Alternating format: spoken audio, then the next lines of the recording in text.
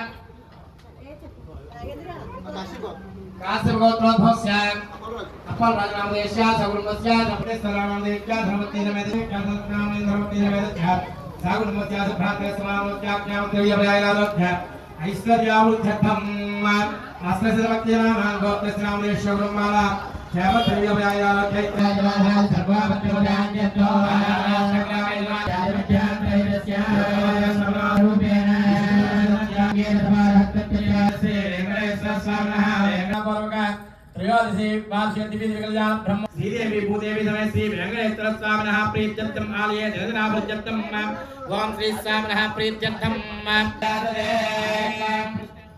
ओंजक्षर्मणः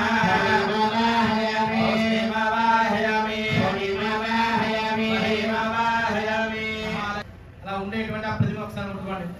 ఓం అం యం రం లం వం శం ధం లం ఛం ఛం हे देवै प्राणय प्राणवांगमन चक्षु स्वास्त्रि पाकरामय हे वागत सुजरंतस्तु हेम स्वाहा ओम श्री महालक्ष्मी देवताभ्यो नमः आवाहितो भव नक्षत्र वेसी नमस्कारं చేసుకోండి आवाहितो भव स्थापितो भव प्रसन्नो भव सुप्रतिष्ठो भव स्थिरो भव स्थिरासनं कुरु మనసులో హస్తాభ్యామయ ప్రదనాంతో గంధమాలే లోభే భగవతే